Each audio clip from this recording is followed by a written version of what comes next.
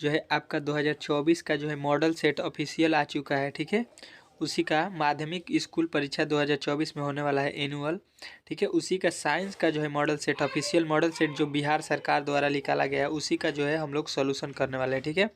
तो इसको चलिए देखते हैं। और पहला क्वेश्चन आपके सामने, यहाँ पे कुछ कंडीशन है, यहाँ पे देख लीजिए, पढ़ लीजिएगा। आपके पेपर जो है 2 घंटा 45 मिनट का है, ठीक है। टोटल मार्क जो है आपका मार्क्स जो है 80 नंबर का है, ठीक है। ये भी यहाँ पे दिखाया गया है। परीक्षा जो है OMR सीट पत्र पर ही होगा, ठीक है, जो है ऑब्जेक्टिव, ठीक है। उसके बाद से सब्जेक्टिव भी है, ठीक है।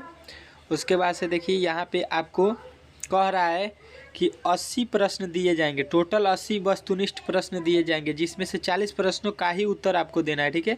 केवल 40 प्रश्न का ही उत्तर आपको देना है वहाँ पे, ठीक है। उससे अधिक आपको नहीं देना है, ठीक है। तो आपके पास बहुत ही सुनहरा मौका है कि आपके पास प्रश्न मिलेंगे 80 में से आप लोगों को केवल 40 का ही उत्तर दीजिएगा, क्योंकि जो नहीं आएगा उसको आप। ये 7वां प्रश्न यहाँ पे आपके सामने आ चुका है। कह रहा है एक अभिसारी किरण पुंज समतल दर्पण पर आपतित होती है, परिवर्तित किरण पुंज होगा, उसका परिवर्तित किरण पुंज कैसा होगा? तो समांतर होगा।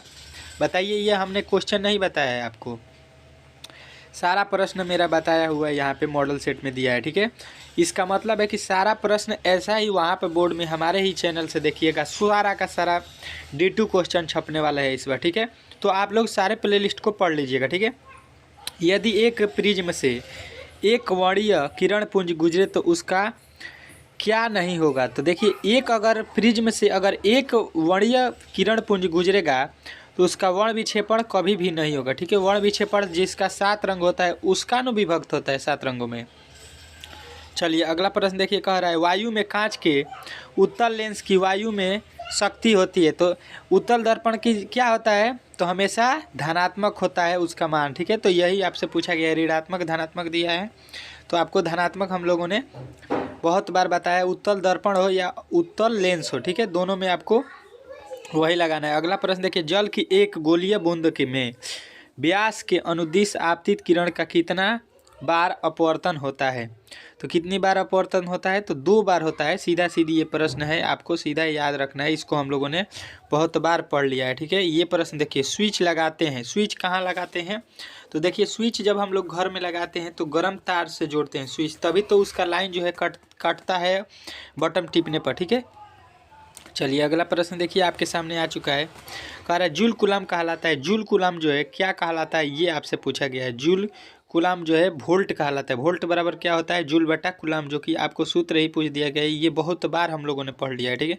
ये भी प्रश्न देखिए, हमने बताया कि चुंबकीय क्षेत्र का एसआई मात्रक, टोटल हमने एसआई मात्रक आपको पढ़ा दिया है। 25 तो एसआई मात्रक का एक वीडियो है हमारा, ठीक है। देसी मैथडा लिखिएगा, एसआई मात्रक करके सर्च कीजिएगा तो आ जाएगा, चाहे हमारा प्ले लिस्ट में जाकर साइंस में देख सकते हैं, ठीक है। तो चुंबकीय क्षेत्र का एसआई मात्रक होता है टेस्ला, ठीक है, सीधा सीधी आपको मिल जाएगा, ठीक है। चलिए अगला प्रश्न देखिए, आपके सामने आ चुका है। कह रहा है 14 विद्युत घंटी विद्युत धारा के किस प्रभाव पर कार्य करती है? तो ये आपको याद रखना है कि विद्युत घंटी विद्युत धारा के किस प्रभाव पर कार्य करती है? तो आपका जो है राइट आंसर हो जाएगा कि वो चुंबकीय प्रभाव पर कार्य करती है, ठीक है। चलिए अगला प्रश्न देखिए, आपके सामने यहाँ पे आ चुका है। 15 नंबर प्रश्न जो है आपका क्या कह रहा है? डायनेमो बदलता है, डायनेमो क्या किसको किस में बदलता है? तो हमने बहुत बार पढ़ा है कि डायनेमो जो है यांत्रिक ऊर्जा को विद्युत ऊर्जा में बदलता है, ठीक है। देखिए कितना इजी प्रश्न पूछा गया है। अपवर्तनांक का रंग पर निर्भर करता है, मतलब किस पर निर्भर रहता है, ये आपसे पूछा गया, ठीक है। अपवर्तनांक का रंग पर निर्भर करना कहलाता है, क्या कहलाता है? तो वर्ण विक्षेपण कहलाता है, ये वर्ण विक्षेपण कहलाता है, ठीक है। चलिए अगला प्रश्न देखिए, आपके सामने आ चुके। एक मोटर कार के पारदर्शी दर्पण में बना प्रतिबिंब होता है। एक मोटर कार में जो है देखिए, पीछे के लिए जब हम देखते हैं तो उसमें वस्तु से छोटा प्रतिबिंब बनता है, ठीक है। ये भी हम लोगों ने पढ़ लिया है। चलिए अगला प्रश्न देखिए, आपके सामने आ चुका है। 18 एक विद्युत सेल से धारा प्राप्त करने पर उसके सिरों के बीच विभवांतर का मान हो जाता है, तो उसके सिरों के बीच का विभवांतर जो है विद्युत वाहक बल जो है कम हो जाता है, ठीक है। चलिए अगला प्रश्न देखिए, आपके सामने यहाँ पे आ चुका है 19 नंबर। एक अवतल दर्पण के ध्रुव एवं फोकस के ठीक मध्य स्थिर बिंदु के लिए आवर्धन होगा। आवर्धन क्या होगा? तो आवर्धन जो है इसका मान जो है हम लोग निकाल नहीं सकते हैं कितना होगा, ठीक है। तो इसमें आपको ऑप्शन नंबर डी लगाना है, ठीक है। चलिए अगला प्रश्न देखिए आपके सामने आ चुका है। जीवाश्म ईंधन के जलने से कितने ऑक्साइड उत्पन्न होते हैं? जीवाश्म ईंधन के जलने से किनके ऑक्साइड उत्पन्न होते हैं? तो सल्फर का, नाइट्रोजन का, कार्बन डाइऑक्साइड, ये सभी उत्पन्न होते हैं, ठीक है। तो ऑप्शन नंबर डी लगाना है आपको। चलिए अगला प्रश्न देखिए, फिर एसआई मात्रक से विद्युत प्रतिरोधकता का एसआई मात्रक। हमने एसआई मात्रक से सीधा बोल दिया था कि 3 प्रश्न आपको सीधा पेपर में पूछेगा, ठीक है। यहाँ पर भी देखिए ये दूसरा प्रश्न आ चुका है। तो विद्युत प्रतिरोधकता का ओम मीटर होता है, ओम मीटर आपको लगाना है, ठीक है। चलिए अगला प्रश्न देखिए आपके सामने यहाँ पे आ चुका है। कर आपका 22 नंबर प्रश्न, विद्युत चुंबकीय फ्लक्स में परिवर्तन की दर का एसआई मात्रक। चुंबकीय फ्लक्स का एसआई मात्रक क्या होता है? तो हमने पहले ही बताया कि वेबर। देखिए 3 प्रश्न यहाँ पे पूछ दिया एसआई मात्रक से, ठीक है। चलिए अगला प्रश्न देखिए आपके सामने यहाँ पे आ चुका है। कर आपका 23 नंबर प्रश्न कि समांग माध्यम में प्रकाश गमन करती है। समांग माध्यम में प्रकाश जो है सरल रेखा में गमन करेगी, समानी माध्यम में, ठीक है। सीधा प्रश्न पूछा गया है, आपको इसमें कोई भी प्रश्न घुमाया नहीं है।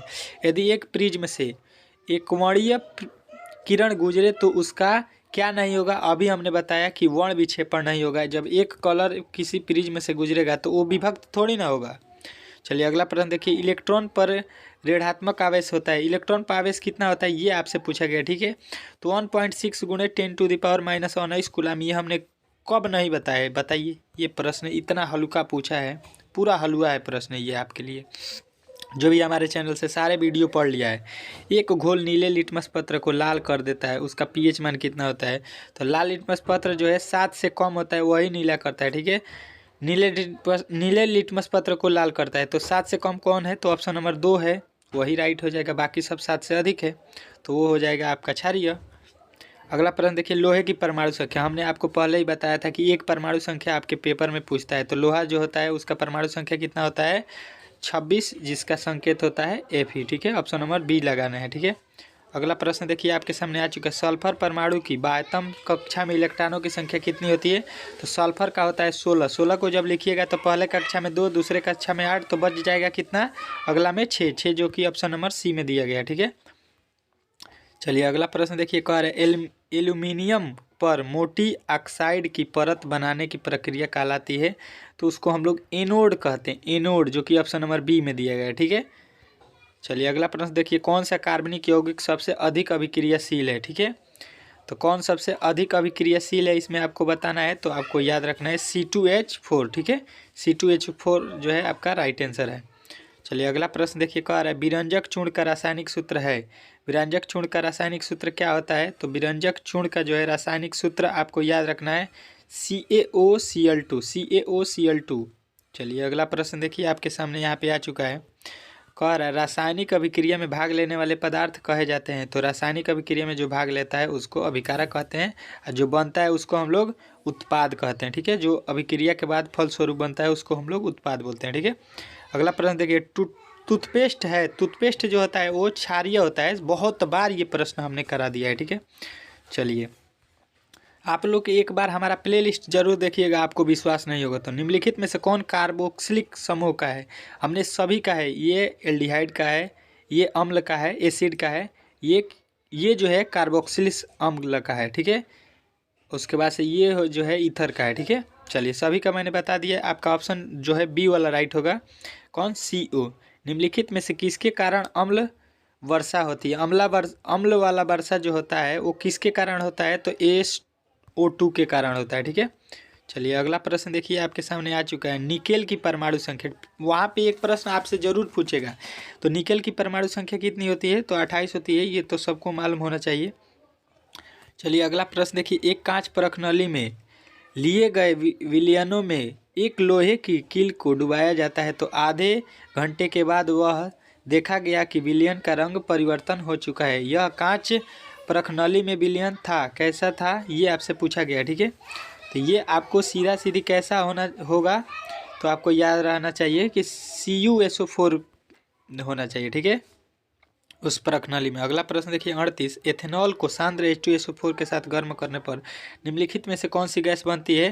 तो ये जो है आपको कौन सी गैस बनती है? तो C2H2 बनता है, ठीक है। चलिए अगला प्रश्न देखिए, कह रहा है हीरे मतलब किसका अपरूप है। हीरा का अपरूप आपको बताना है। ये प्रश्न हमने हर सेट में पढ़ाया था, ठीक है, कि कार्बन का हीरा जो है अपरूप है, चाहे हीरा का कार्बन अपरूप है, ठीक है। उल्टा सीधा किसी भी प्रकार आपसे सवाल जो है आपको पूछ देगा, ठीक है। चलिए अगला प्रश्न देख लीजिए आपका 40 नंबर। 1 ग्राम सोने में कितने लंबा तार बनाया जा सकता है। तो आपको याद रखना है 2 मीटर। 2 मीटर जो है आपका राइट आंसर हो जाएगा, ऑप्शन नंबर ए, ठीक है। ऑप्शन नंबर ए वाला आपको लगाना है वहाँ पे। देखिए यहाँ पे हम लोगों ने 40 ठो प्रश्नों को कंप्लीट कर लिया है, ठीक है। तो आपको बताना है कि इसमें से आपको पहले से कितने प्रश्नों के उत्तर मालूम थे, ठीक है। हमें कमेंट बॉक्स में बता दीजिए, ठीक है। इसका जो है हम लोग पार्ट 2 लाएंगे, जिसमें हम लोग 41 से लेके 80 तक प्रश्नों को करेंगे, क्योंकि वीडियो लंबा हो जाएगा तो हमारे चैनल पर अपलोड करने में काफ़ी दिक्कत होता है। ये आपको पहले से प्रॉब्लम मालूम है जो हमारे वीडियो देखते हैं, ठीक है। तो चलिए अगला वीडियो के लिए इंतज़ार कीजिए, इसका जो है पार्ट 2 हम लोग सॉल्व करेंगे। तो मिलते हैं अगले वीडियो में, तब तक के लिए जय हिंद।